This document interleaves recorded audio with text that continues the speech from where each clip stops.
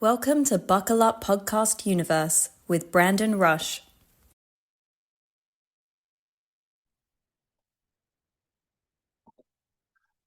Let's see here. What does this thing say? All right. Welcome to Buckle Up Podcast Universe with Brandon Rush and Mama Rush. Today we have a couple things here. One, we hit 5.4 million listeners, and we are in 17 countries and on 6 continents. And we are very excited about that you all are taken to our stories. So we're going to have one of my really good friends on here today, Ed Maddox, who works in computer programming is the best way to say it. And he's going to be on here, and I'm looking forward to having Ed.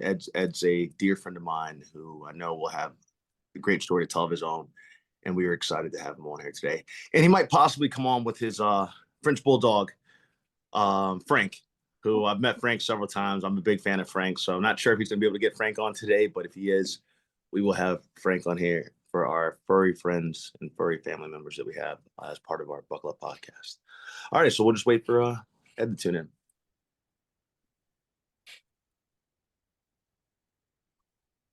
Recording.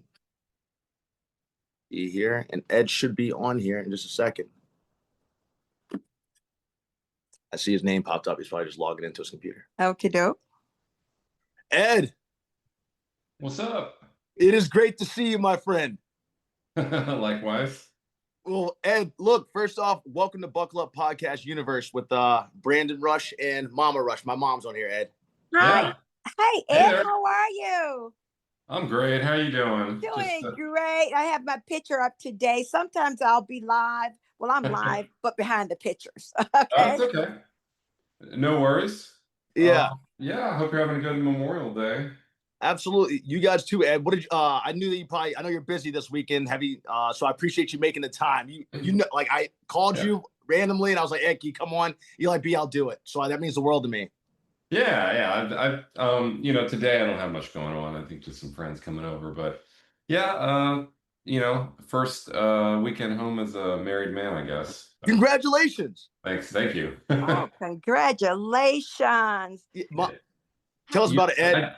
I just wanted, to say that in the beginning so that all the ladies that are about to text me for yes, just know that, hey, I'm married now. Yeah. I know Michelle can hear me in the next room, so I did it. Yeah, you're off the market, officially off the market.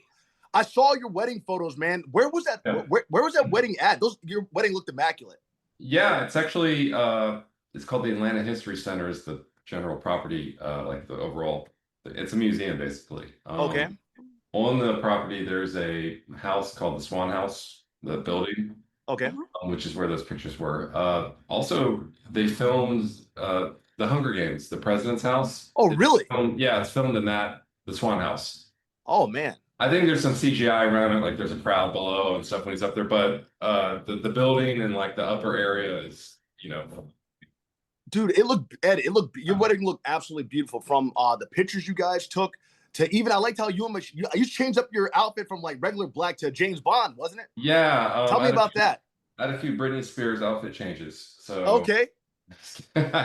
I'm kidding. I only had one. Michelle had no, she only had one also. Yeah. Okay. I was just thinking. Because there's like I don't know anything about wedding dresses. There's the trail or train or whatever you call it. And they put that up and then it looked like a different dress, but it's really the same dress. But okay. Then she switched into another dress. But no, I was we were looking at pictures of tuxes and the black and the white jacket looked really good. Yeah. And since I was, there's this local shop that I was having them custom make these tuxes. And I was like, well, it wouldn't cost much more just to throw in an extra jacket, same pants. And so that's all that was. It just switched. Okay. Yeah. So I was extra cautious during dinner because the white jacket and food and even like when you're hugging like people like ladies that are wearing makeup. So I mean, anyways, it was kind of a effort to keep that thing clean. I think it did a pretty good job, but yeah, that's all that was. Man, that was amazing. Ed, what was the name? Can I ask you the name of the shop if you're able to get out the name of that shop that you got your jacket tail? You always know the place to get clothes done at. Yeah, I found it locally. It's called Robert's Men's Suits. And yeah, they do custom suits in addition to off the rack suits, but I was very impressed with how they for example, the day you go there to get measured and stuff, Yeah. tells you to wear like basketball shorts and a very light t-shirt because he wants to measure the skin, like to the skin. If you measure someone with your jeans and stuff like that, it's not an accurate measurement. So, just the level of detail. I knew I was in good hands once he started doing that because, if you're getting a custom suit made a month and a half before and it doesn't turn out right, you're probably gonna like find some. So, but once I went there and had all that done, Michelle and I were there for like 2 hours. Oh wow! So he's appointment time, doing all the measurements, and you make like a million choices for all of them. So yeah. And how long does it take? How long did it take to make your suit or your tuxedo, whatever you got?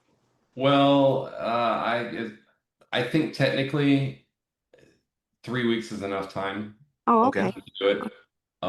We had a little more time, so I think it was a little over a month that I came, probably like 5 or 6 weeks, and then I came back.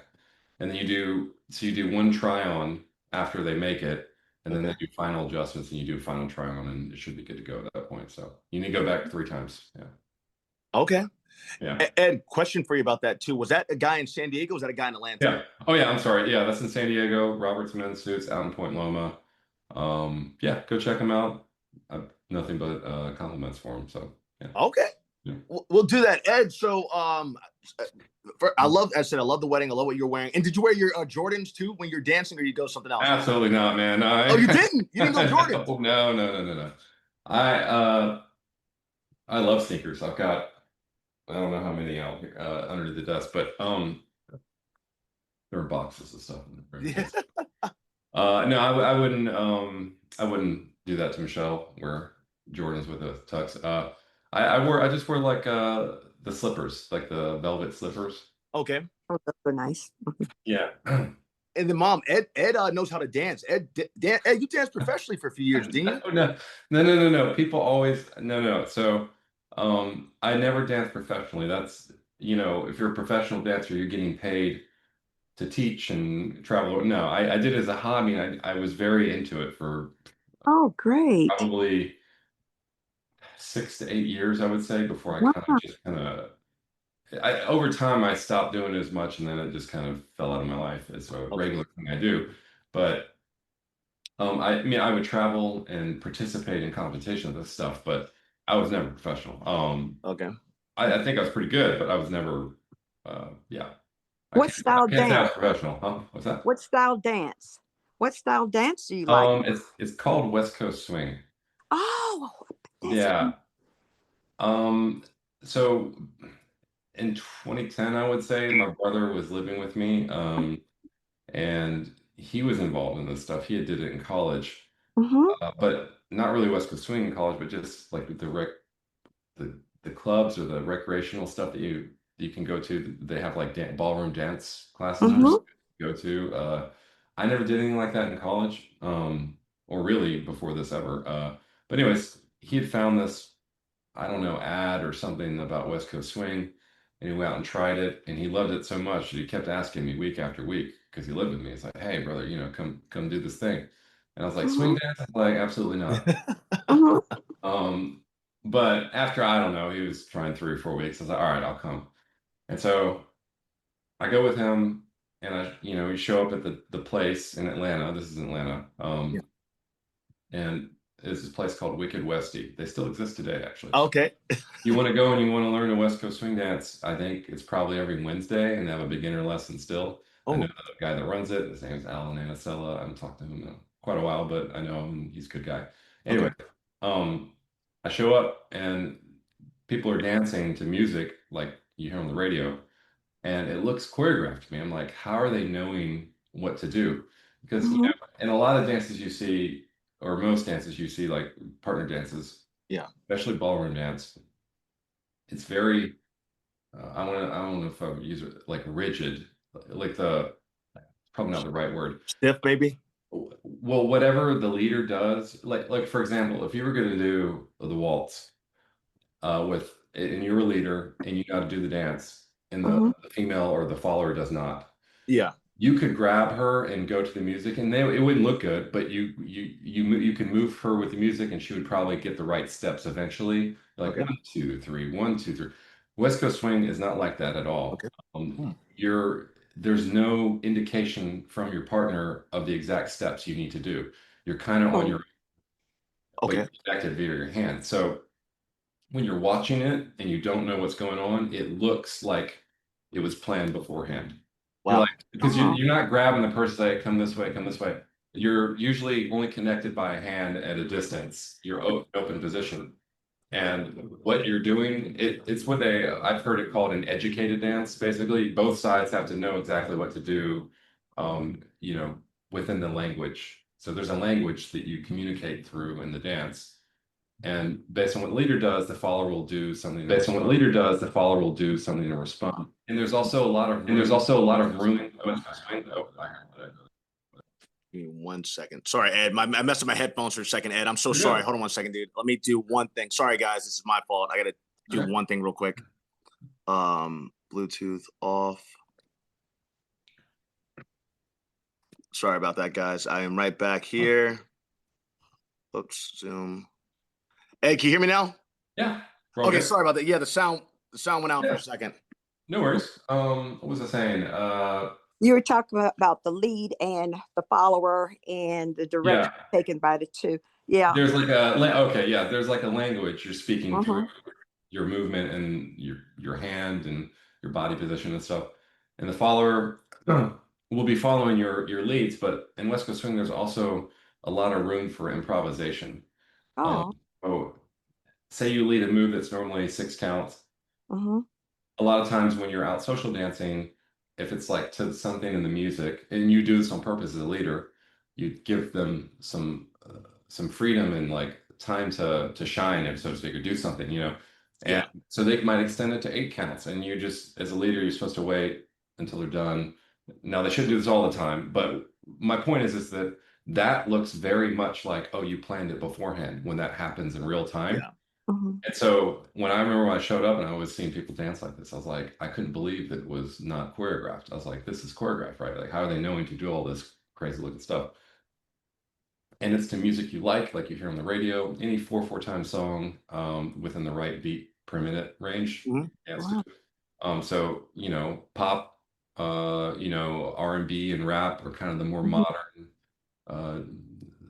you know, the songs you would dance to. But originally it started like in old blues music and stuff. So you can go from all the way from, you know, like old blues music to, you know, modern like rap music, and so the variety is there. So you could spend, people that do West Coast Swing will go to these events, and I used to do this. Yeah. And dance from like, for social dancing might start at 10 p.m. and they'll go to the sunrises. Holy smokes. Wow. And then they'll do this all weekend. And then during the day, you wake up, if you know, depending on how late you were out, or if you have a competition, you might have to wake up at like 10 a.m.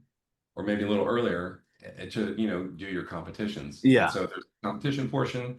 The only ones I ever did were improvisation. So they do have a choreographed version of the competition where you would get with a partner, you two are together, and you choreograph and plan some dance to a song.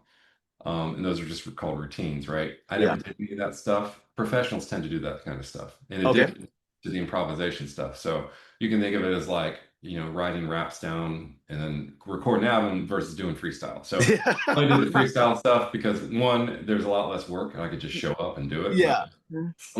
But also, I mean, I thought that, you know, I don't really like routines in the sense that, like, I can watch them and they're fun in the sense to watch for the first time or maybe a few times, depending on how good they are. But to me, I really love watching the professionals, especially improvisation dance, because making this up as they go, and it's just all that more impressive to me. But yeah, so that's what I do. There's a competition called Jack and Jill, which is you get a random dance partner and a random song, and each song until you get to finals, and then you're stuck with your partner and you dance like usually a spotlight or something like that. And then the other one is called a Strictly. I don't know where these names came from, by the way. Jack and Jill makes sense to me. I don't know where really Strictly comes from. Strictly means that I guess you're strictly with one partner, but it's you know, random songs. It's not choreographed. It's all freestyle. So I would only ever do those two things. And it's funny, you get like a point. There's a point system, which I don't even know how it works anymore because it's probably changed. But you start in like novice, and then after you get a certain number of points, you're kicked out, or you graduate to intermediate. Yeah. And from there is advance, and advance is where I stopped. So, Okay. wow. After advance, awesome. there's another category called All-Star. It's like basically you're not a pro yet, but you're too good to be dancing in advance. You're gonna, and so they put you in another category. And you know, a lot of times All-Stars will dance with the champions in competition stuff. So there's this whole world of this dance, and it exists in a lot of other dances too. But West Coast Swing is the only one I did. That's awesome, man. Well, I need to ask the question at your wedding.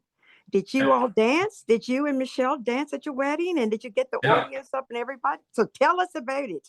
Yeah, so there was no West Coast Swing, at least planned West Coast Swing from I think I did it for like a minute with a friend but no, Michelle and I, so one of the groomsmen, his name is Newell. He's been a friend of mine for decades at this point. I met him in West Coast Swing.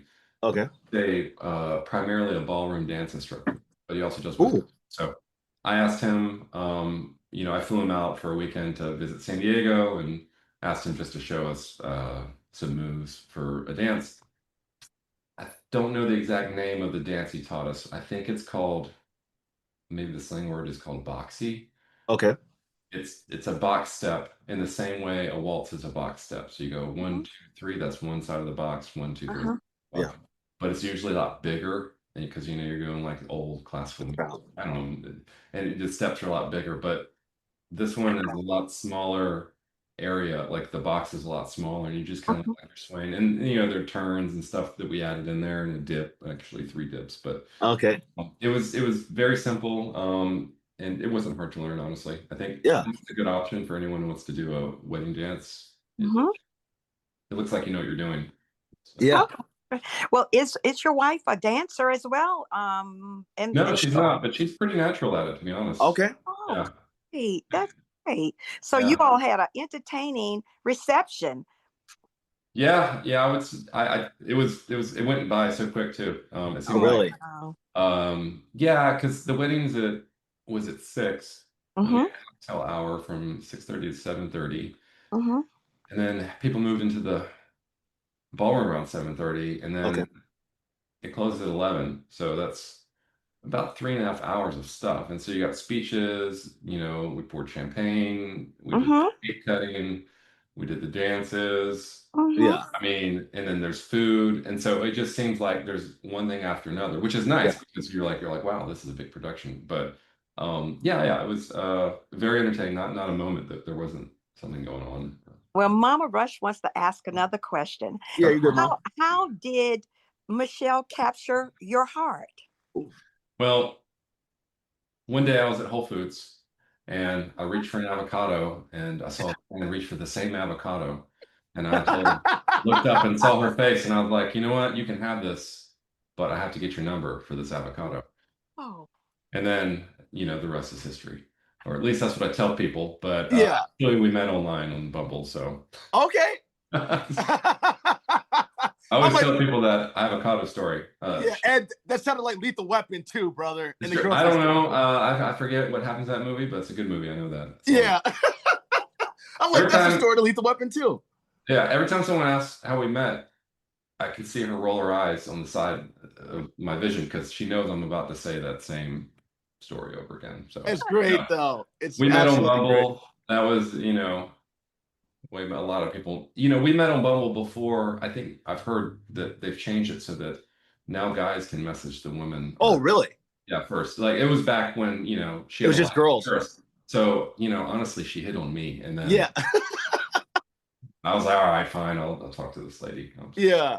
I always found it so interesting that you guys and girls meet online, and I would be so scared to even think about that process. But that's how the world works now. Yeah, I mean, I'll say, you know, meeting someone in person is very difficult because you don't even know if you have any of the same beliefs or value system or nothing. And so it's like you're kind of just rolling the dice, you know, versus you can kind of feel these things out. So I you know, And they're also filters. You know, funny thing, Michelle paid to get like the advanced filters. Oh, wait, what? Yeah, she did. I gotta tell you know, I gotta embarrass her a little bit for this because you know, she likes tall guys. And so she wanted a height filter. And her height filter was 6'2" and above. And I'm 6'1.5", Yeah. but I'm not gonna round down. So Yeah. I round to 6'2", and so I just met the cutoff for her filter. Yeah. And you know, I might make fun of her something. I was like, really, 6'2" and above? That's your standard? Yeah. And you know, I'm like, well, I'm not even 6'2", so I guess You're the man. But you know, she has a reason for that. She said that no one would lie about being 6'2". Wait, what? Every guy lies about that. Well, no. Like, it's kind of true. If you're gonna lie about your height on it, you would put like 6 foot. If you're like, let's say 5'11" or 5. Yeah. You're not gonna go in there and put 6'2". Oh, no, not at all. Because then it's like it's too obvious. Yeah, you can't prove that unless you can prove it. Like you're close enough to where you can prove that. Yeah. Yeah. So you know, I just tease her about all that sometimes. You know, whatever. I don't mind. I'm 6'1", so I got you. Yeah. Well, how long did you? The point is, boys, put 6'2" on your height, and Yeah. You heard it first here from Ed Maddox. You heard it first here from Ed. Mom, you had another question. Yeah, I love that all our viewers, and we have a expansive number of viewers now. Brandon, where are we with numbers? We're at, and we have 5.4 million viewers, and we're in 17 countries and 6 continents. Wow.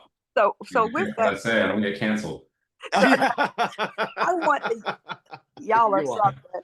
I want the young people to hear, the young people and anybody dating out there, the process that you're talking about, because it's so interesting. So how long did you stay online before you decided to meet in person? Oh, yeah.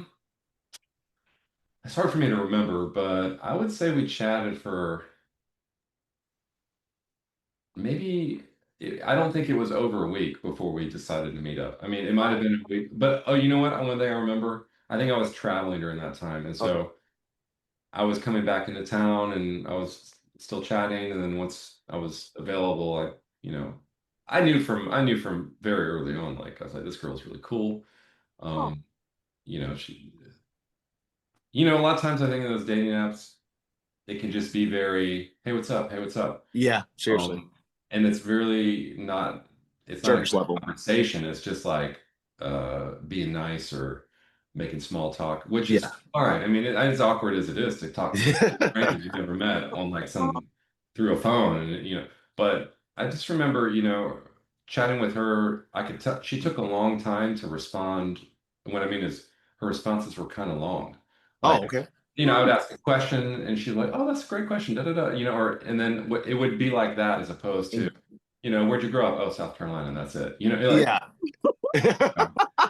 like, so it was very natural. And you know, especially when someone puts that kind of effort in, you know that they're genuine. You know, they're there to, you know, meet somebody, not wasting all this time writing, you know, thoughtful responses and nothing. You know, so yeah. That's great. That's interesting tidbit there. Absolutely. Ed, I want to say this, man. You're one of my dear friends, brother. I absolutely love. Oh, thank you, brother. I absolutely love and adore you for a couple reasons here that I want to say. One, when I first met you, man, I've been coming out of grief and depression because I literally had just lost my dad. And so Matt was trying to help me get out of that depression. He said, hey, man, come on down to San Diego. You were one of the first people I met, Ed, and I can tell you from the moment I met you, you've just been like the realest friend to me, and I consider you family too because you talked to me. You said, Brandon, I lost my dad too, and I want to give you this book, and I can't remember the name of this book, but you said that this helped you out during your grief journey. So that said a lot to me about your character. And then even the next day, you went and met me for breakfast, and you told me this place that he's like, hey man, you like this place, so I went and met you with breakfast. Hash House a Go-Go. Yeah, it's delicious. But Ed, I wanted to talk to you about even with the book that you gave me. I'm not sure if you remember the name of the book, but if you wouldn't mind kind of, because I want to get some of your story too now as we get go into it, because I know you're originally from Georgia too. So I'm going to hit all three of those, Ed, if that's possible. Yeah, I can find the book. You know, it's funny. The way I found that book, I'll have to It's okay if you don't know the name. Yeah, no, it's called Still Here. Okay. Oh, And okay. it's he's from what I understand, he's a pretty a famous or well-known author and like yoga. I don't know the name. I'm not in that world, so I don't. Neither am I, man. But my boss at the time was, or still is, he's very much a yogi and spiritual. And when I had taken time off, to go attend to my dad, Yeah, who was going through cancer and stuff, he recommended me the book, and I was like, I thought it was very thoughtful of him. Let's put it that way. I was like, okay, well, I don't know if you can help me or anything, but I'll read it. Yeah. I actually got the audiobook and would listen to it like traveling home and back. So I didn't actually literally read it, but audio. Yeah, still. Yeah. And the audiobook was kind of soothing in a way because I remember the voice of the audiobook kind of went with what was being said. But yeah, it was just I mean, the title says it. It's about embracing, aging and the fact that people die, and it's part of life, and it kind of helps you through that process. Yeah. It doesn't help as much, too much, because there's a personal aspect of it that Absolutely you can't remove yourself and be like completely, oh, this is just part of life, like Yoda or something, like let it go. It's very difficult to do that, but it helps. It helps get your perspective on that, and so. Absolutely. I think it helps with the grief process for sure. Something like that, a book, or just reading about other people's experiences. Yeah. Well, Ed, I said I love you for it, man. I appreciate you, your friendship. You always make time for me, even if you're busy. You still make time every time, and that says a lot about your character. That says a lot about the people that raised you too, and says just you as a human being. That's why you have so many great friends, I think. Mm-hmm. Thank you. Yeah, I was definitely, I don't know what's the word, touched a little. I wish I could have more folks at the wedding, first of all.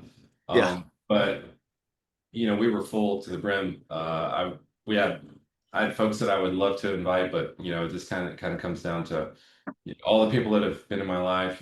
Absolutely, it's a lot. Yeah. I don't have that much money, so yeah. No, I don't like these wedding things, man. It's a racket, it is. Us, but anyways, I was touched just with the folks that were there. I even said it during some, like, hey, they give you the mic and I have to say some words or whatever. But just looking out in the crowd and seeing all the folks from different periods of my life, like folks I've known for 30 years since I was a kid. Yeah. All the way to folks that I've met, after moving to California, and just they know a different.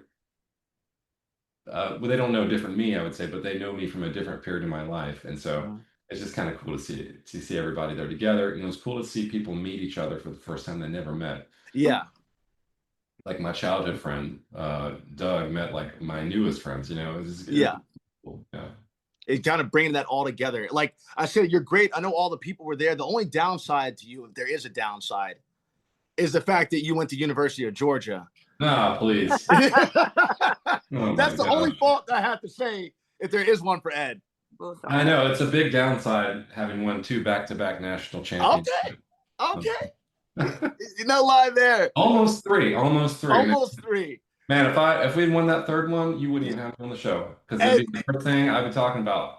Like 3 for 3, baby. Yeah, but you know what happened, Ed? And here's the funniest part about that. You wrote me that day. It was me, you, and Matt on a text thread, and you wrote a comment saying something. I'm like, Ed, you might not win that game. You got a little bit too cocky there. And then you guys lost that play. Was it a playoff game? Yeah, and you guys ended up losing, but that's all right. Yeah, I wasn't. That third year, we were definitely skirting by. Yeah. Every game, it was a nail biter almost. I don't say every game, but a lot of them that shouldn't have been. So yeah, compared to the previous 2 years, where I was like, man, this is nice. This is what it's like to be Alabama. Damn, like just beat everybody. Until we play Alabama, of course. But that's a different story. Absolutely. Well, I was happy for you, man. And Ed, that's why I want to get into University of Georgia. Yeah, and I would say I was also happy to have given Matt the gift of being able to go to a championship game. Oh yeah! Wow. Yeah, I saw that. I told him, I don't think the Carolina the Gamecocks getting one. So you can come to ours if you want. And yeah, that's a good friend. Hey Ed, I would have gone, man. Yeah. What's that? I said I would have gone too, man. You can't. Yeah. Honestly, though, it was the worst one to go to. Oh, was it? He went with us to Georgia TCU, and we just crushed them. It's not really a good game, It's like halftime 30-0 or 30. I don't know what the score was, but it was not. It A was, good one. the previous year was much better when we beat Alabama to win. That was. Oh yeah, that was a big one. I'll never forget that moment in my life. Were you at that game too, Ed? Yeah. I've been any natty. I'm probably going to go to this point. Well, it depends. Okay. I've seen two. Once you've seen two, it's kind of good. Yeah, once you've seen two, you're good. Ed, so what's funny? Sorry. In our wedding, it's okay. Michelle wanted us to write letters to every guest. Really? That's a lot of letters. I know. Tell me about it. Yeah. In the last few days of doing this stuff, I helped her write. I was like, I'll take my half. Yeah. You can clearly tell the difference between a letter I wrote versus her. Hers is very lovey-dovey and and mine's I gotta throw a joke in there or something. So some of the letters I wrote were just to my Georgia friends and to Matt, and they were like, I think I'm a comedian sometimes. So I started with like, man, I can't believe I actually did it. The green grass, the beautiful weather. And then, when I looked up and I saw Keely Ringo catch that, we're talking about the wedding. And it's like Keely Ringo catch that interception in the final drive. I knew we were going to the promised land. It was the best day of my life. And then I was until today, of course. Yeah. So anyways. No, it's good, Ed. I try to make it funny, but no, you are, Eddie. Ed, you are funny. As I said, my mom liked the video when we were in San Diego about to go on a boat, and you guys were quoting me. I keep it 100, man. I keep it 100. Mom loved that video. I'll have to post that one. Yeah. Did it do what it do? Yeah. That makes sure my mom didn't accidentally cut off her sound. But Ed, a question I had to ask for you is this: how did you end up going to University of Georgia? What did you study? So I would like to know that process, because we have Buckle Up University, which is kind of helping kids navigate what they're going to college for or what they're going to be doing. Well, when I was in high school, I wanted to be a doctor. Okay. Like a surgeon. Yeah. Before that, I also wanted to be a fighter pilot a little bit, but my eyesight was 20/20, and at the time, you couldn't just get your eyes out and become a fighter pilot. And I don't know, I'm very picky. I didn't want to go through Air Force Academy and then get assigned to like some big old slow propeller plane. So anyways, I kind of I learned about, what the process was at the time, and it's like, I'll do something else. Okay. Nowadays they'll just zap your eyes if you're but not at the time. But also nowadays they're mostly doing drones, and they're not as many fighter pilots now anymore. I just like roller coasters a lot, so I really want to thrill. Anyways, I don't want to go into too far into this. No, you're good. I was like, all right, I'm gonna be a doctor. And so for years they called me Dr. Maddox at high school and stuff like that. And I went to college for pre-med. Okay, I didn't know that. You don't know what you want to do at that age. I mean, I was like, yeah, it'd be cool to be a doctor. Just the idea of just having the skill and I don't know, the knowledge and skill and people trust you. Yeah. To cut somebody open and fix them, maybe save their life, back together, and then they go on. That's just such a cool idea to me. But after going to college, and the first couple of years were fine. So in high school, I didn't really have to study because you're forced to do homework like almost every day, right? So my studying would be doing that homework oftentimes, I'll be honest with you, like on the bus on the way to school and stuff like that. And I would always get it done. I was brilliant. But those habits are not good for college. If you can excel really well in high school and do it that way, it doesn't teach you to do it well in college. And so I had the Hope Scholarship, which is free college if you have a B average or above in Georgia, which still exists today, but I think they've raised the requirement. Maybe it's 3.5, like 3.5 GPA or something. Yeah. Anyways, so the first couple of years, I was literally just getting all B's because I was applying like the same habits.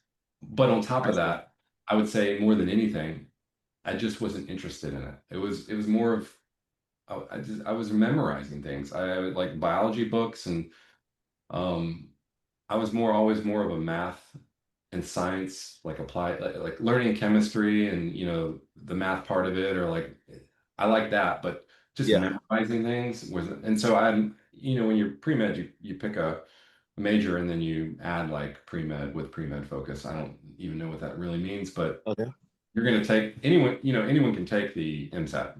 You could get an art degree and take the MSAT. But to prepare you better, you should take biology courses because some of the questions are somewhat related to that, I think, and also chemistry. So I was memorizing everything, and it was very difficult to find the motivation to study that, like to actually spend the time reading the chapters and memorize it so that I could take the test. Versus, math, I could just learn it and then I could just do it afterwards. Like once I learned, did a few of them, like, okay, I get it. And there's a certain element of like problem solving that is fun to me, like figuring out if you're doing a proof in math, like the puzzle of creating that proof and like, oh, I did that, and you wrote that. That doesn't apply when you're just learning and memorizing things. And so it was very difficult for me to stay on top of my schoolwork when I was pre-med. This went all the way up through my junior year. I'm doing this begrudgingly, doing enough just to get a B in these classes. And, to be honest, I probably likely wasn't going to do well on the MSAT because I just didn't, study that stuff enough. But then the breaking point came when I took organic chemistry 2. So I was taking the first one, and while there are a lot of elements of organic chemistry that I remember being pretty cool to learn about, like, you learn about basically how the world works, as far as, chemistry related to organic, nature and biology. And so that was kind of cool. But then the second semester, I got a really hard professor. And I remember just not following along a lot. And I wasn't spending the time to learn that. And so actually, for that class, for the first time ever, I got a D. Oh, wow. Yeah. And I've been straight A student in B's. Your whole life. Yeah. All A in high school. And then, I got 1 B in high school, which I was kind of mad about. But in college, I was all B's and A's up to that point. And then I got a D. And so to keep the Hope Scholarship, I had to retake that class next semester. You have to get 2 A's to offset a D. And so I did it because, it's like when I'm up against the wall and I have to do something, you're kicking gear. Yeah. So I did that. But then, and I got out, I was like, okay, maybe this is my record. I need to really, study. Then after that comes biochem. And so I took biochem the next semester. And I was in there, I was like, I hate this. I hate this stuff. And so at the same time, I happened to sign up for computer science elective that same year, this year, after all this has been going on for 3 years. I remember getting that class, and within the first week, I was like, this is what I want to do. Oh, wow. Because it's the same, I'm learning how, like a skill set that I'm immediately applying to what I'm doing. And the homework is doing that. Like you learn how to program some new thing, you take the skills you just learned, you make the program, you submit it, and that's your homework. And it's fun. It was fun to me. Like a big puzzle. And so within a few weeks, I changed my major to computer science. I dropped biochem. I didn't even finish that class. And from there on is history. Wow. And I remember my mom's from Taiwan, and in Asia, being a doctor or a lawyer is like you're being a god.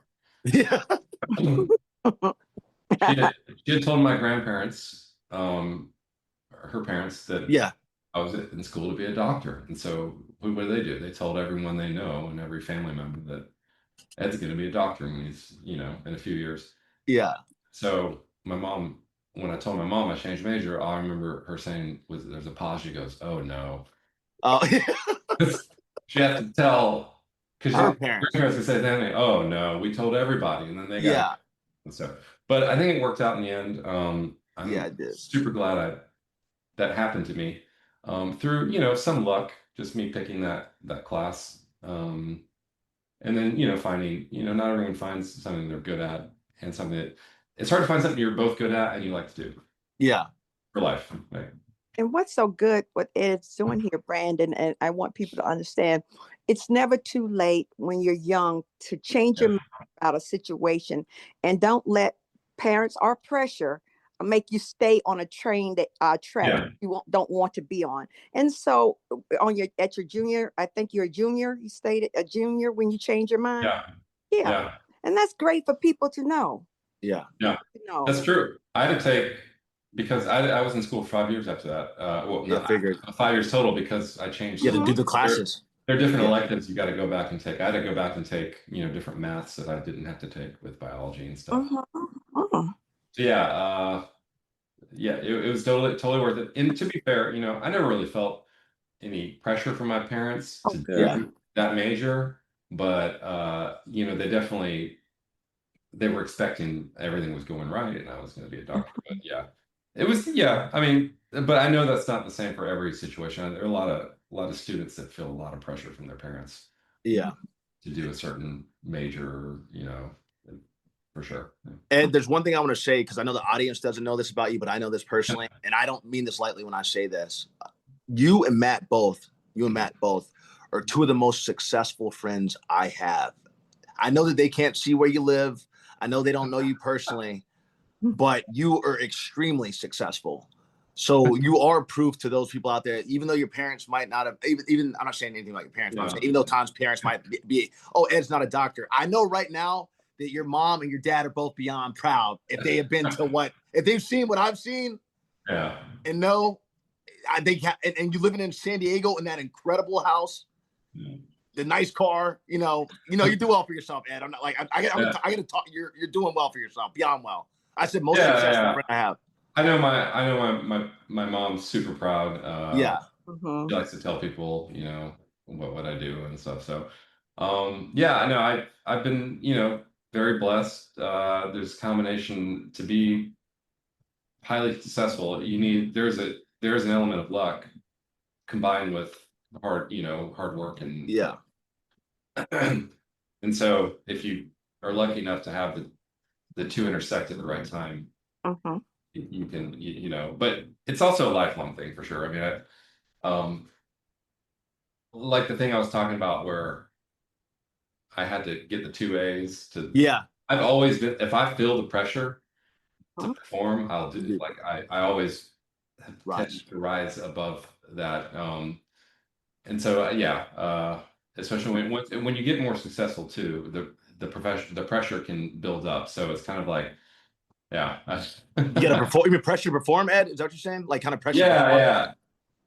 Because when you get, as you go up in your career, you're expected to be more effective. Yeah. So the pressure is there to deliver. You know, you battle sometimes imposter syndrome. Okay, really? Yeah. They even have courses on this at Netflix about like you know when you join, like imposter syndrome is a real thing. You know. Yeah. But you're also told that you're here because we see something in you and you're here for a reason. So absolutely. That's great. Yeah, man. And I love what you said. Something that we say here, you have to be comfortable being uncomfortable sometimes. Sure. Yeah. And with what you're saying, like of you having to rise to that occasion, I actually love uncomfortable situations because then I get to see what I'm really made of. Like when I went with my career, when I switched it to New York, the first established my career there, I set up like a time frame of doing that. I love competing at that high level, but it was getting out of the comfort zone of being in LA. So I love doing that. So that's where one of those ways where I relate to you. And just the fact that I love that competition. I love the fact that where you had to get those 2 A's because you had failed, but now you got a D. Yeah. But now you had to keep that scholarship. Yeah, that's a little more embarrassing of a reason to have to perform because I failed one class. But for the first time in your life, Ed. Yeah. You're giving a pass. I agree. Yeah, but most motivation isn't so dire. It's more of a day to day. Yeah. I know I need to do at least some small step to the bigger goal every time I'm working on some projects. And Oh, great. You're trying to impact your company, and you want your company to be the greatest company out there, not because it's because they're impacting the world, but you, as a part of that, you want to make sure that you do everything you can to do the best job you can and keep on changing and making it better and making it better and better, better, better, better. And I always think about the stockholders out there. They're investing, the viewers, people are investing in time, and so we have to make it. We have to be the best in that. yeah, And then you have that competitive world within your profession. Okay, listen, I want to move on, so I know what I got to do, and that's all fine. I gotta do better than that. And but some companies recognize it. As a company I used to work for, in fact, I'll say the name, Reynolds Metals Company. When you have aluminum foil this holiday or during the Memorial Day, you'll see Reynolds. I worked in that company, and they were great with me, and they gave me the opportunity to just expand my horizon. They let me move from one department to the next when they saw a desire for me to do something else, and they saw I could. And so I appreciate a company that recognizes that, and then they keep on moving you through the company whereby you can impact everybody. So that's why I always think about that particular company when I'm thinking about people in professional lives. So go ahead, keep on going. Yeah, Ed, I know you probably have limited time, man, so I don't want to. all right. Okay. I've got some time. Yeah. All right. You know, I also I want to, say, folks that are, wondering, well, it's okay. You can fail, right? Yeah. And it's not the end of the world. I when I first moved to California. And how did you get there too? Actually, most people don't. Okay, so sorry. Okay, so from college, computer science, I changed to computer science. My first job was this medical consulting company in Snellville, Georgia, which is like a suburb of Atlanta, maybe.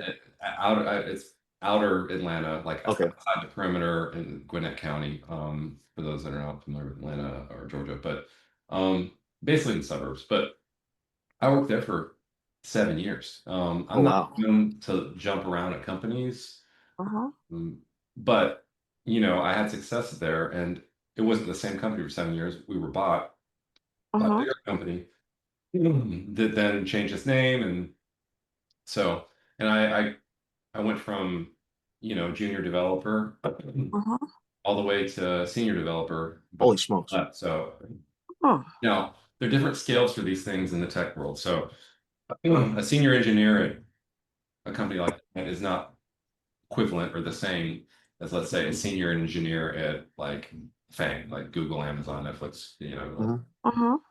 There are different levels to this, and so it's conceivable that you could come out of there as a senior developer, become a senior developer in one of these big tech companies, but you typically need a little more experience. Okay. Down leveled a little bit, but you're getting paid more, so who cares? It's just a title. But anyways, I visited California because of the dancing thing. Oh, really? Yeah, in like 2011 or 2012, I visited San Diego, and there was this West Coast swing event called Swing Diego. And I remember getting here in May, and I was like, "Is this weather just like this?" Yeah. I like, there are no mosquitoes, no bugs. I don't know if you know this, but if you're in Georgia and you leave a light on in nighttime, it's just covered in bugs. If you have one window open with no screen, that happens, you got all kinds of bugs in your house. So just coming out here and just seeing all the difference, I was like, I want to live here. So yeah, I had a house, I sold it, and I made my way out here. I found a job at Kelly Blue Book. Oh. I worked there for about a little over 2 years, I think. But during that time there, I got recruited by Google. So Google sent me an email. It's like, "Hey, we'd like to interview you. We think you'd be a great fit." And I was like, okay. I was like, I got this. I'm crushing my interviews. I'll just do this interview. I really didn't study at all.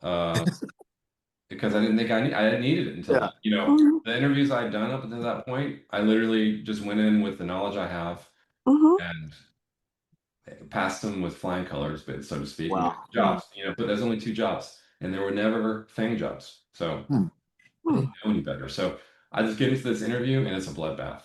I mean, it gives me a question and I remember the question to this day.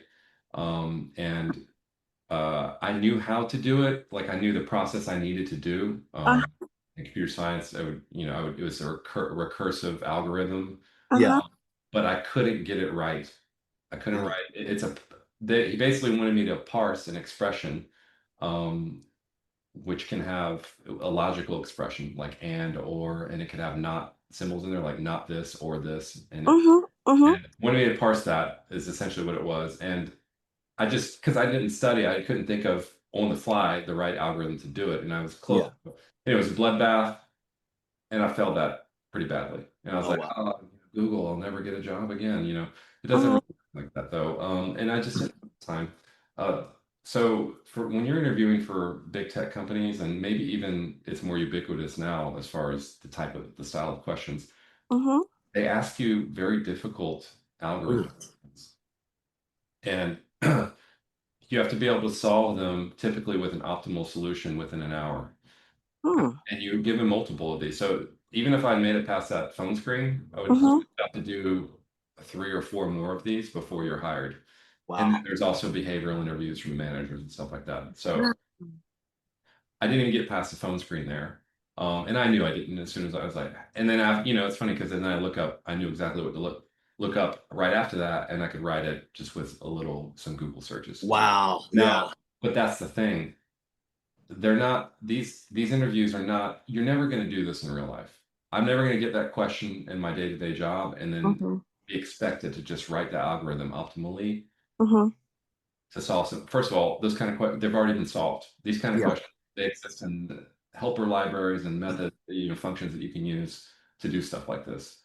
But what they're not testing you for that. Big tech companies are testing you for your preparation, your will to go and study and spend a lot of time learning, preparing for these interviews because of the work ethic. Yeah. They're not, your intelligence and being able to solve that problem, of course, is a piece of it, but a large piece of it is what I was talking about, doing the work beforehand, because when it comes down to it for these types of jobs, you probably have 100 applicants for every one available.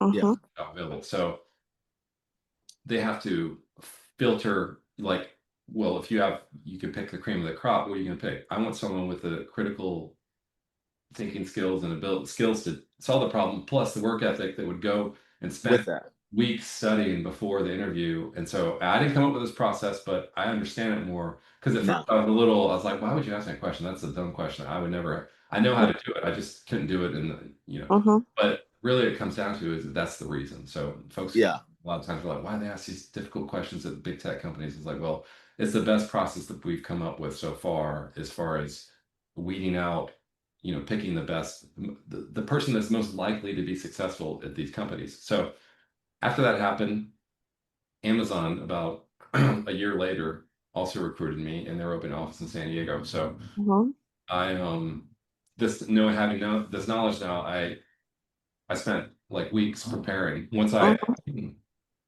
they sent, hey, we would like to do an interview, I was like, that's great. Can I have 3 weeks to prepare?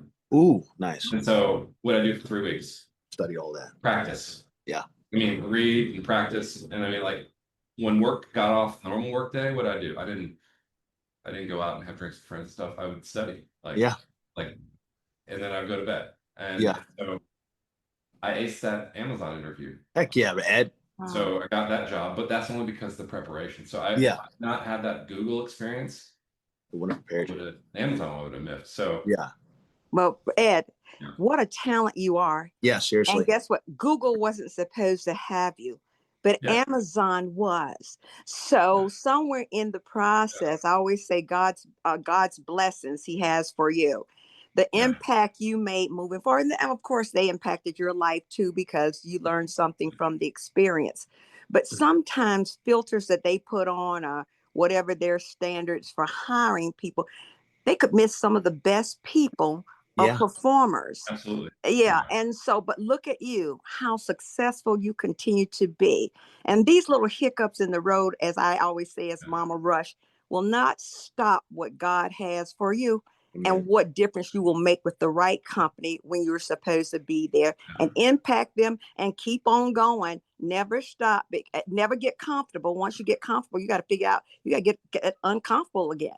And so you can continue to make a difference, not only for them if you don't want that job or be in that position anymore, but you want to grow as well as growing the company, but you want to grow yourself. So I understand. I'm so proud of you. I'm proud of you too, Ed. Don't let that defeat you, because you're brilliant.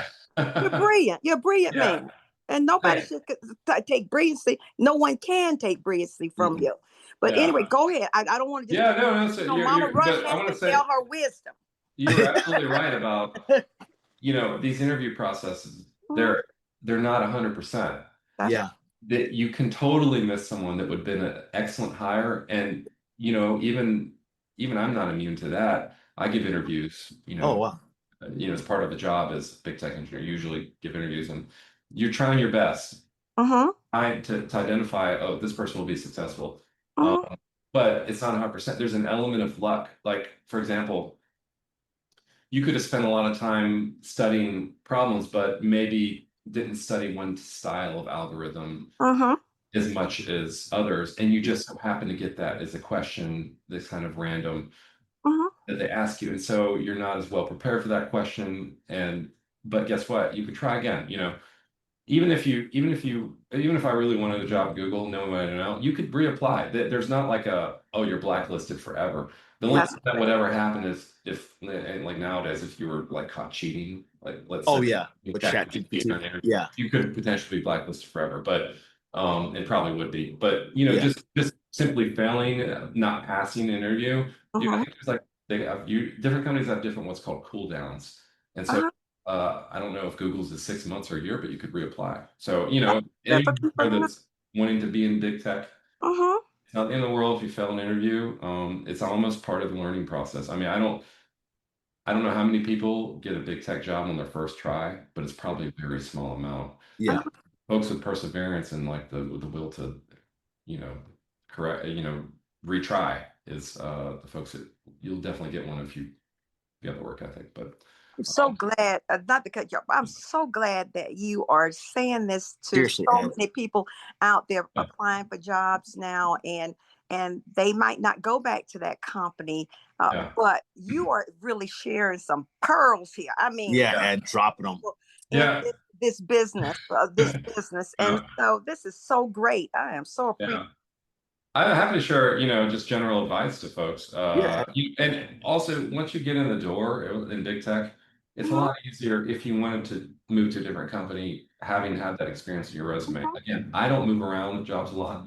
I mean, I've had 4 companies my entire career over 20 years. So that's something I do. I like to, well, first of all, preparing for an interview is a lot of work, as you like. You got to do your day job plus that. But also, I'd rather just find a company where I feel fulfilled in and try and move away, as opposed to always jumping around. But there are reasons to move around. If you feel stagnant and you're in tech and you're like, hey, I feel like I should get paid more, I'm doing more than you're paying me, like I'm worth more than you're paying me, etc. If you have those thoughts, well, test it out, go interview. If you get the job with a higher offer, that's high, like if it's only 5% higher, I mean, I don't know if it's worth burning a bridge to like, hey, I'm going to go here for 2 or 5% more money just because upset about it. But if it's high, you could bring that back and maybe you get a counter offer or not. But at least one thing, you've already given yourself a raise. But there's also folks that move around too much. That's also bad. Oh my God. You can move around, and like say there was a period where you could get like 20% raises, change your job while the things were going. You could easily do this too many times where now you're paid more than most companies will. Outprice yourself. So you have this expectation, well, if I move again, you're not gonna, you're kind of stuck where you are. And so but yeah, I don't know where was it. So Amazon got that job. I worked there for about 5 years. I started, and if you may, it's probably easy to think, oh, I got to do is get the job. I made it. Well, that's just the beginning. I mean, if you get a job at a company like Amazon, having only worked at small companies before, you're in for you're gonna learn a lot really quick. So it's like sink or swim. Yeah. A lot of times in life, we're, at least if I look back on mine to get where I'm at today, there were a few key moments, I guess, that you gotta take the opportunity and really run with it. Like, because Amazon's a hard company to work for. Yeah. To say, like, I don't know how it is today, but you're kind of, especially if you're in a remote office like we were, I didn't work in Seattle. I worked down here in a new office. They were just starting. You're almost on an island. Oh, wow. Like, because I want to know how everything works, and most people don't question. They're like, I just started too. I don't know, Yeah. And Amazon's such a big company. They have so many agents, like 50,000, I think. Something there. Oh, wow. I don't know. That's a guess, basically, but Yeah. it's a lot. So much software, so many services, so many things. It's a lot, and then they have a pretty good onboarding course from what I remember. But I mean, just to even run software locally for when I'm working on it was a very difficult process to learn, because there's so many steps. They have so many security things you got to go through. Versus the smaller company I was at, it was like not even an issue. The security, let's call it red tape, didn't exist. Yeah. And also coming from at these big companies, they don't test you when you're interviewing for specific knowledge, unless it's a specialized role. They're going to give you a general question and test your ability to solve it with problem solving, really algorithmic, like coding. To work at Amazon successfully, you need to know things about like remote procedure calls, services. Most of the language uses Java. They're just things that you don't get tested in an interview, and they expect you to learn them if you don't know them. Like, it could be a whole new world for someone who has never worked in that. Like, you have probably about a year to get good. Yeah. Or you're probably going to be facing like an exit. Yeah. So, unless you're a junior, you have a little more time as a junior developer, I think. But I was hired at SE2, so I went from a senior engineer down to SE2. Okay. A little bit at Amazon, and so but it was a little scary at first, but really the only way to learn things in software is to do it. So you just gotta. I'm working through examples and downloading tutorials, doing all these things inside the company, just going at 100% until I got comfortable and could, I don't say rope, but yeah. So I did that. I did bot detection, and this is my first exposure to machine learning ever in my career, by the way. So there are a lot of new things going on. One, distributed systems is what we call it in engineering. So whenever something runs in Amazon, you can think of the old days where you might have a server that runs on your computer that sits on your desk, and you have your website there. Yeah. Or maybe you created a game and it runs on a couple boxes, or a room full of box servers. Like World of Warcraft, they probably had a few hundred or a few thousand of these in some custom data center when that game was released like 20 years ago. Yeah. Now things aren't really done that way. It's all virtual servers, and they're in the cloud, and you have hundreds or thousands of individual computers that are virtual. And so just learning that leap is a completely different world. Oh, wow. Man. Amazing. In addition to that, machine learning, it seems like this, magical, because I didn't do machine learning in college, it was just traditional programming, if you want to call it that. Yeah. Machine learning, when you get down to it, is statistics at scale. That's what I like. And I'm not expert in it by any means, like creating machine learning models and stuff like that. But we worked with the data scientists that did create those models, and the data scientists are good at creating the models, but they're not good at like software and running services that host these models and such. So you need both working together. And so I'm on the engineer side, scientists on the other side. And so we had the system that would load machine learning models for the purpose of detecting robotic traffic. So in Amazon, there are constantly fraudsters trying to log into our customers' accounts or Wow. Amazon accounts Oh wow. for the purpose of committing fraud. Yeah. What'll happen is this is common across industries and not hidden knowledge. Like Yahoo, let's say, or whatever has that email. Remember that you see in the news sometimes? Oh, all hackers found the path. Yeah. People use the same password for multiple websites, at least today. And so what these hackers would try, or fraudsters would try and do, is they would take these lists of emails and passwords and they'd try them out on all Amazon and Google and all kinds of places to see if they could get into the account. Yeah.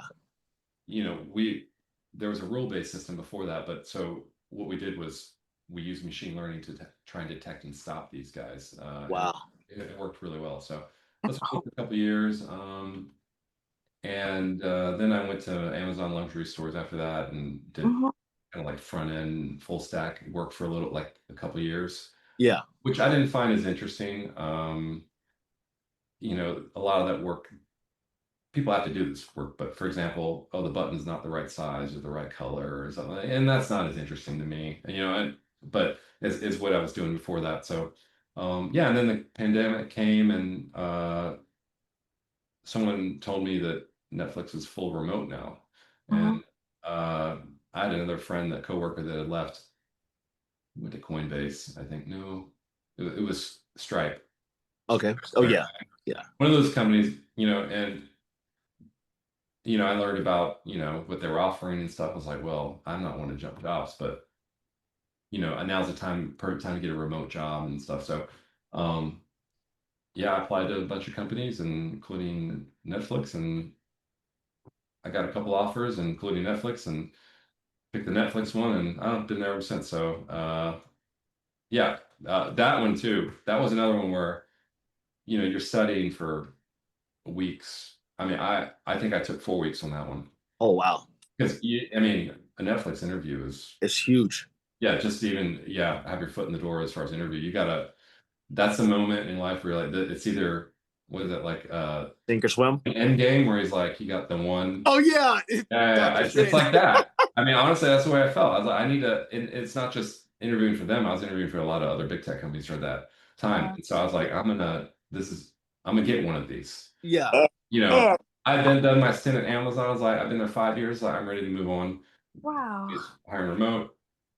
And Amazon's a great place to start your big tech career, by the way. So yeah. I don't know how familiar you are with big tech reputations for work. You can say it. Ed, would you mind breaking that down real quick? Like, would you mind going Mom, did you have a question first? Or are you good? First of all, I want him to break that down. But what I want to say to you is that you are impressive. You Seriously, are Ed. amazing.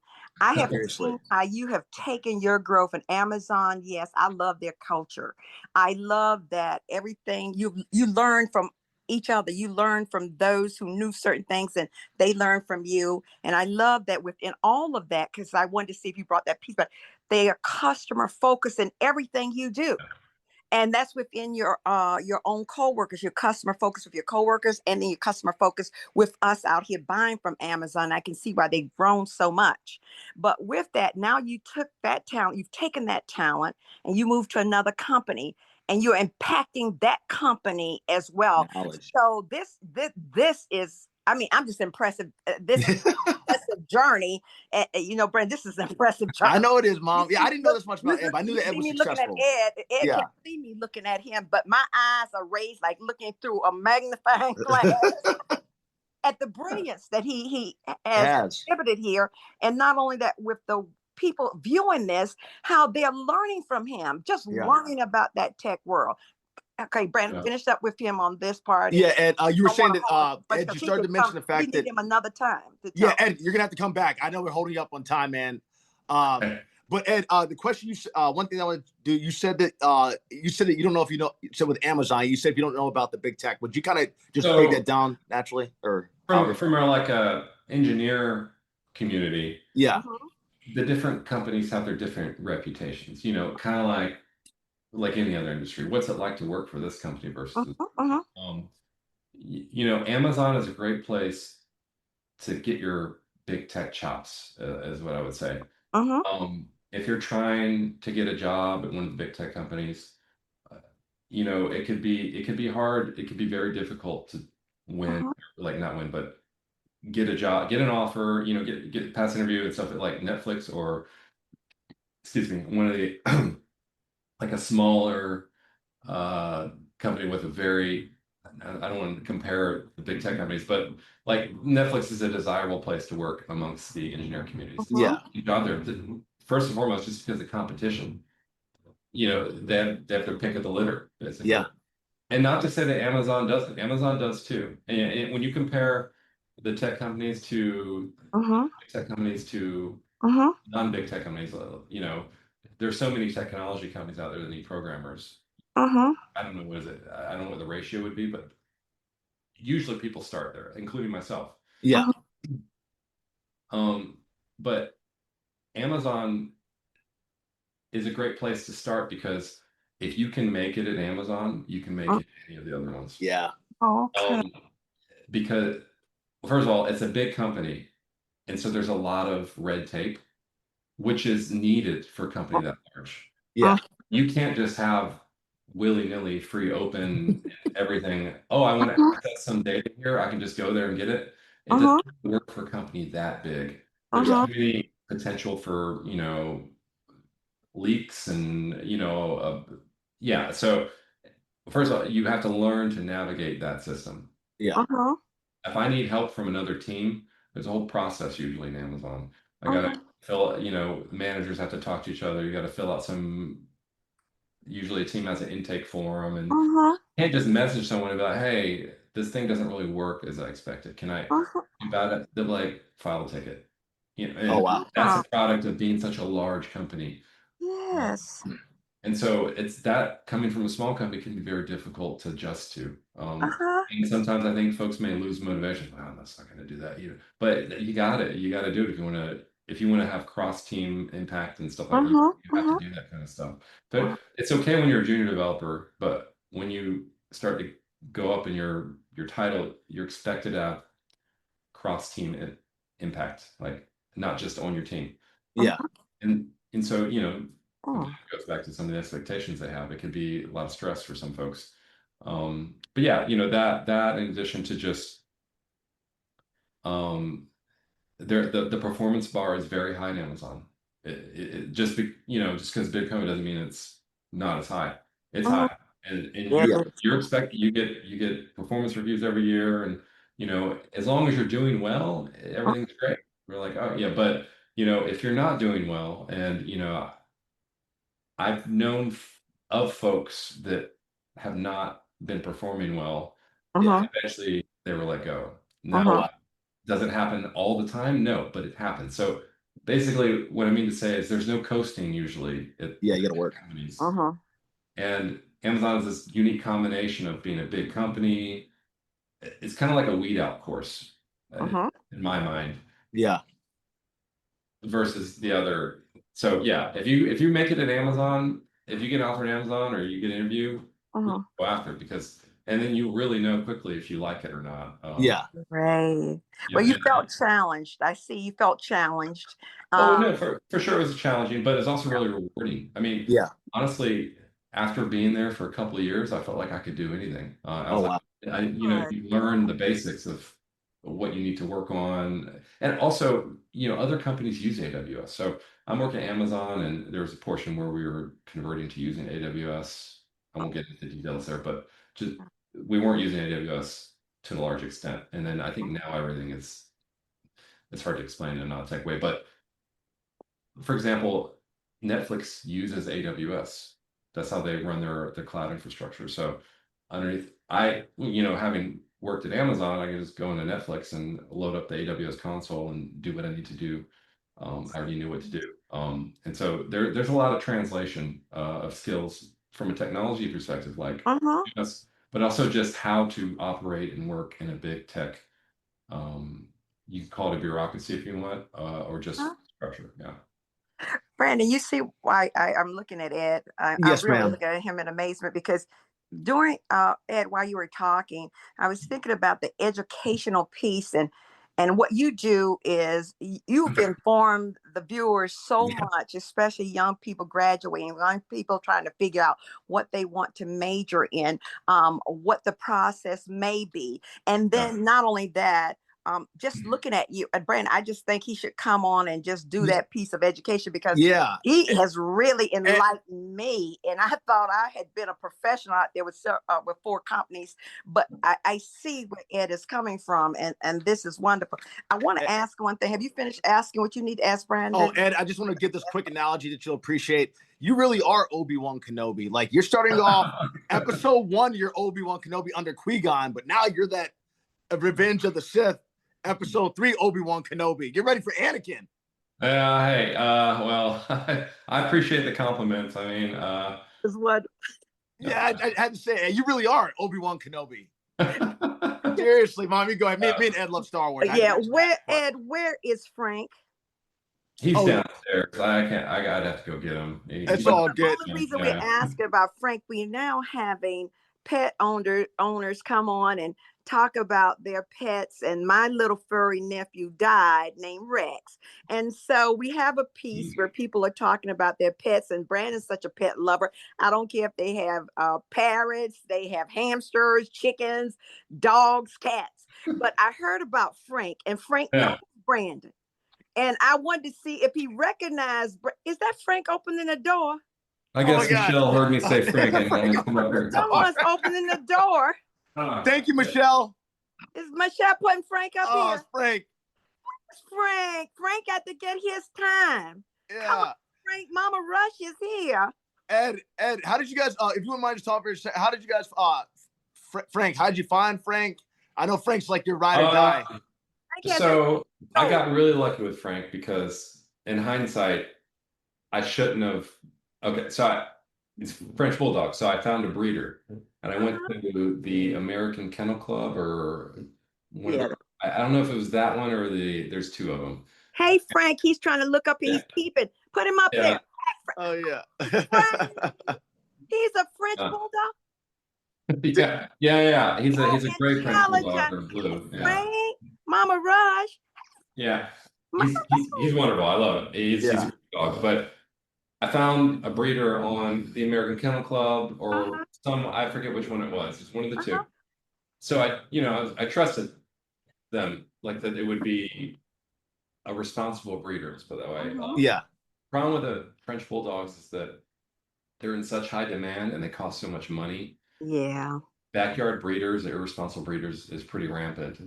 It's hard to find a responsible breeder because how much they cost, Yeah. You see French Bulldogs and they see dollar signs. I found this breeder through, the Kennel Club or whatever it was, and reached out, and she sent me pictures. I have a blue male available, and he looked really cute, and I was like, I'll take him.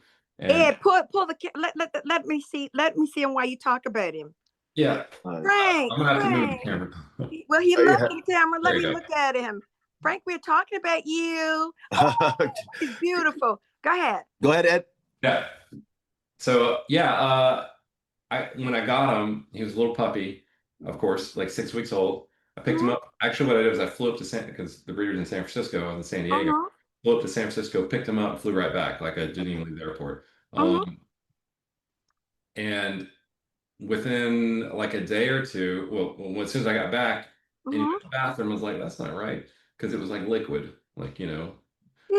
So I brought him to the vet for a checkup, which I would have done anyways.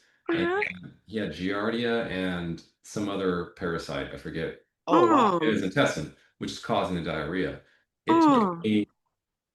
It was a pretty horrible month because first of all, I lived in a high rise, and so I'm having to potty train him, and when he has diarrhea, he can't really hold it. So it's like a mess, and I have him in the bathroom with a gate and like all the things. But it's still a horrible month because he had to do like 3 courses of the whatever the medicine's called to get the parasites out. It was like antibiotic they gave him. It's not antibiotic. I forget the name of the drug, but it kills parasites. And good for the viewers to know that with the furry. Yeah. And then the issue is that when they have diarrhea and they're in a confined space, they reinfect themselves. So Oh, you may clear it.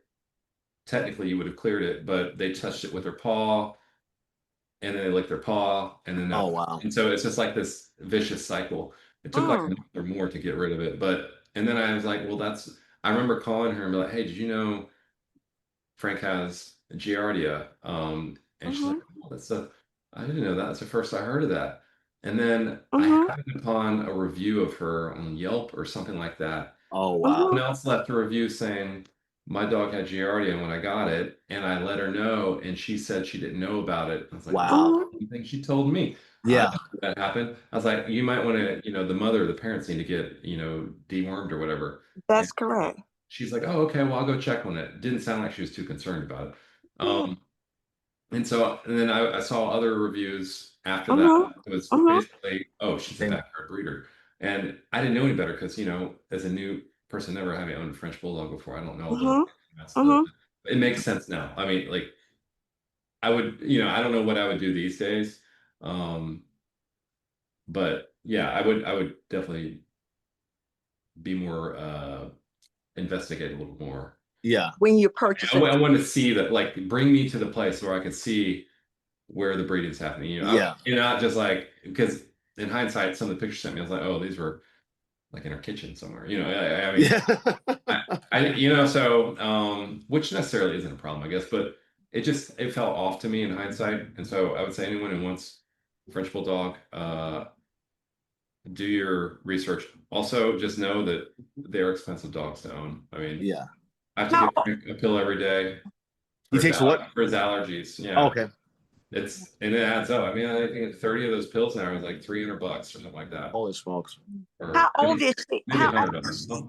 old is she? How old is he? Oh, he's okay. So is he? all that, I've been very lucky with Frank. Overall, for French Bulldog, his health is very good. He's 7 years old and going on 8. Well, yeah. Yeah. Okay, so he just turned 7. No issues really so far. Knock on wood. The only issue with allergies, which I think every French Bulldog has allergy problems. So yeah. Well, the reason I'm asking these questions, another question I'm going to ask is that I had a furry nephew, a French Bulldog, and do you have a chip in him? Yeah, he's got a Well, my furry nephew, a different dog, was stolen. Yeah. Actually stolen out of the yard. Yeah. This French Bulldog did not like having a collar on. It was a female. Her name was Samantha.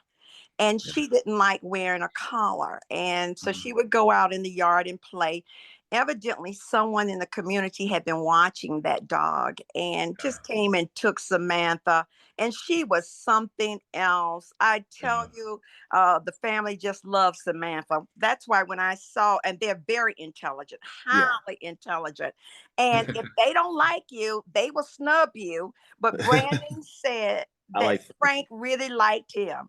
And so, Frank, do you see Brandon? Brandon's looking at you, Frank. I like how he puts his ears up and all. Frank's a smart pup, man. I feel like, I love Frank. I really do. Everybody loves Frank. Everyone loves Frank. He's so chill. The only thing he wants to do is sit on your lap.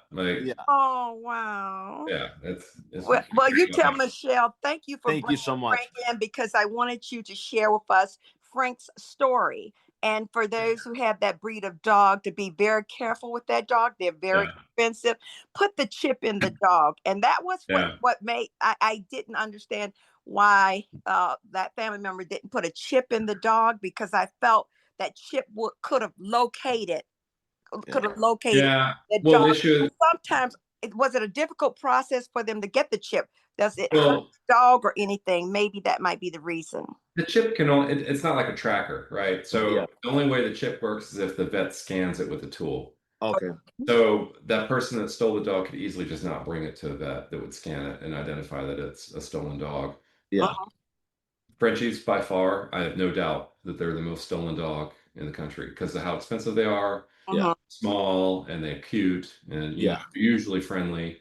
So But the Frank doesn't go outside like that on his own. He's an indoor dog. He has a dog door that goes in the backyard, which no one can see in the backyard. So Yeah.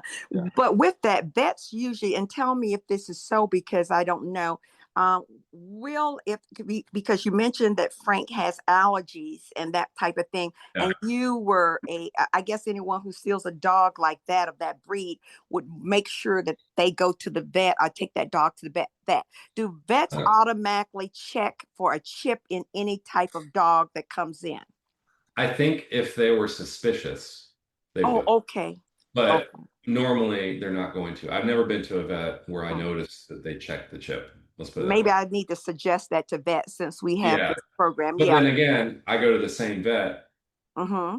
for many years. So it's not like I'm hopping around different vets. Like, hey, I got this dog. Where'd you get him from? I don't, And do you carry insurance? Do you carry insurance on her? So yeah, you talk about expenses. So when I've got Frank, yes, I have insurance.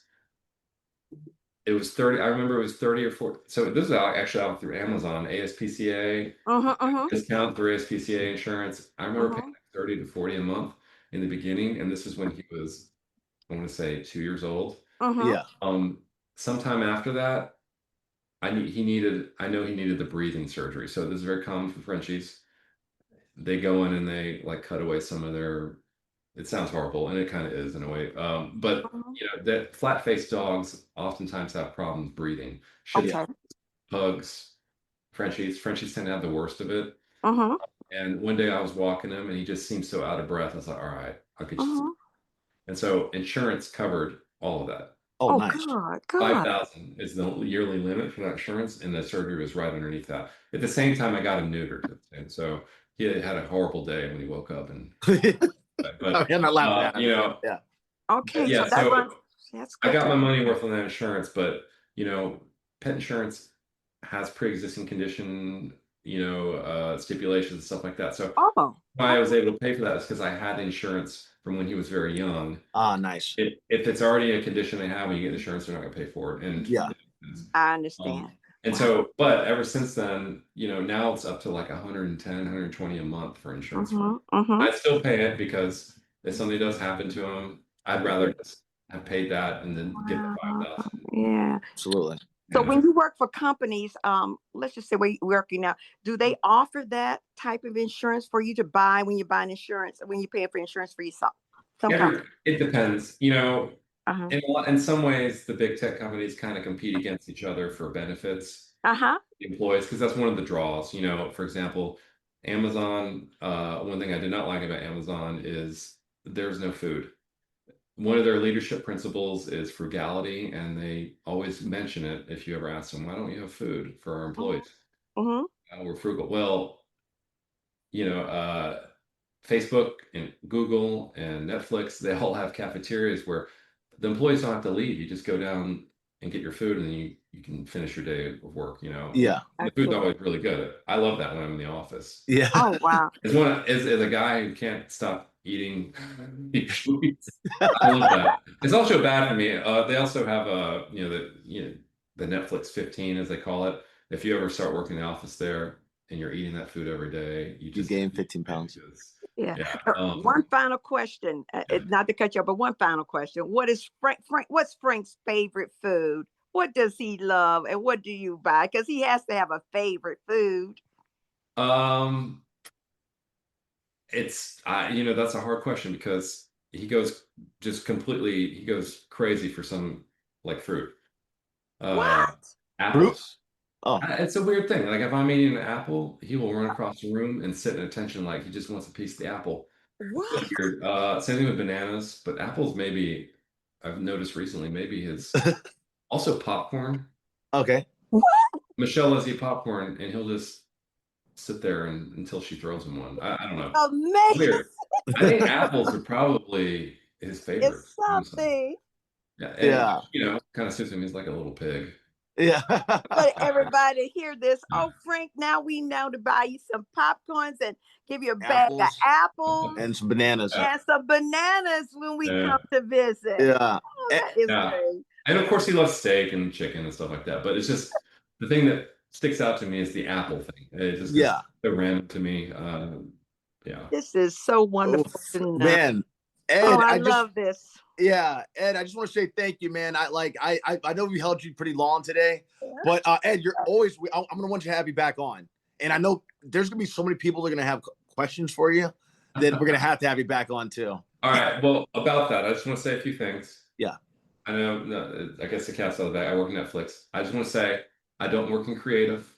So if anyone has any kind of like, oh, I have this idea for a show, first of all, I can't even listen to it. I'll have to cut it off, but I can't legally listen to that. Second of all, I don't work in that area. So I just, before anyone's like, hey, I have this thing for a show and it, I can't even help you. So I'm an engineer. You can shut down the. I'm gonna shut down right now. I write code. Shut it down And I work in machine learning. So there's nothing I can do. That's right. That's good to get that out there. When we appreciate that.